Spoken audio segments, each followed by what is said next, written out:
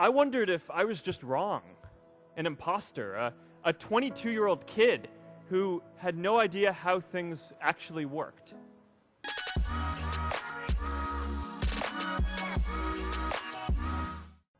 I remember that night I launched Facebook from that little dorm in Kirkland House. I went to Noakes with my friend KX, and I remember telling him clearly that I was excited to help connect the Harvard community, but one day someone would connect the whole world. The thing is, it never even occurred to me that that someone might be us.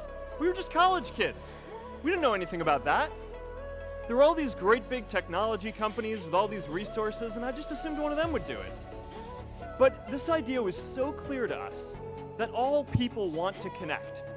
So we just kept working on it, day after day after day. And I know that a lot of you are going to have your own stories just like this. A change in the world that seems so clear that you are sure someone else is going to do it. But they're not. You will. But it's not enough to have that purpose yourself. You also have to create a sense of purpose for others. And I found that out the hard way. You see, my hope was never to build a company. I wanted to have an impact.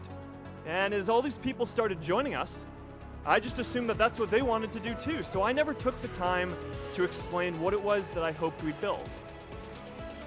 A couple years in, some big companies wanted to buy us. I didn't want to sell. I wanted to see if we could connect more people.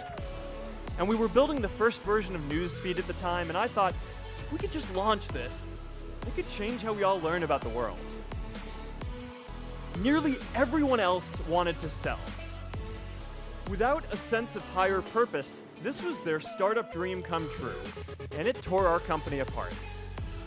After one particularly tense argument, one of my close advisors told me if I didn't agree to sell the company right now, I would regret that decision for the rest of my life. Relationships were so frayed that within a year or so, every single person on our management team was gone. That was my hardest time leading Facebook. I believed in what we were doing, but I felt alone. And worse, it was my fault. I wondered if I was just wrong, an imposter, a 22-year-old kid who had no idea how things actually worked. Now, years later, I understand that is how things work when there's no sense of higher purpose. So it's up to all of us to create it so we can all keep moving forward together. And today, I want to talk about 3 ways that we can create a world where everyone has a sense of purpose. By taking on big, meaningful projects together. By redefining equality so everyone has the freedom to pursue their purpose. And by building community all across the world. It's really good to be idealistic.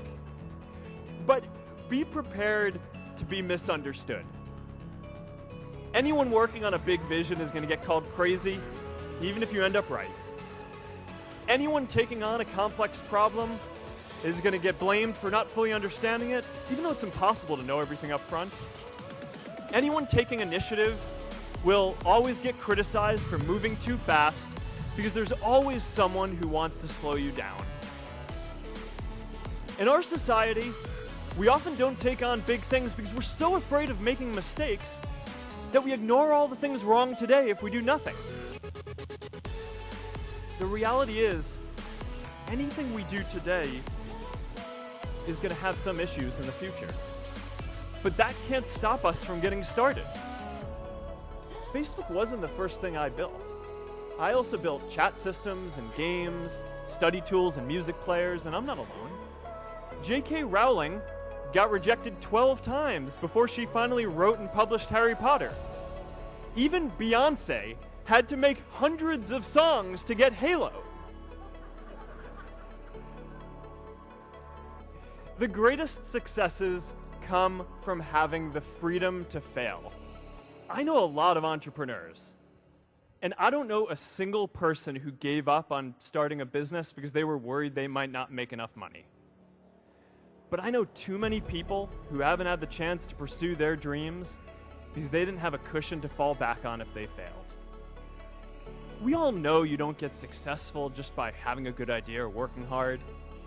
You get successful by being lucky too. If I had to support my family growing up instead of having the time to learn how to code, if I didn't know that I was going to be fine if Facebook didn't work out, then I wouldn't be standing up here today.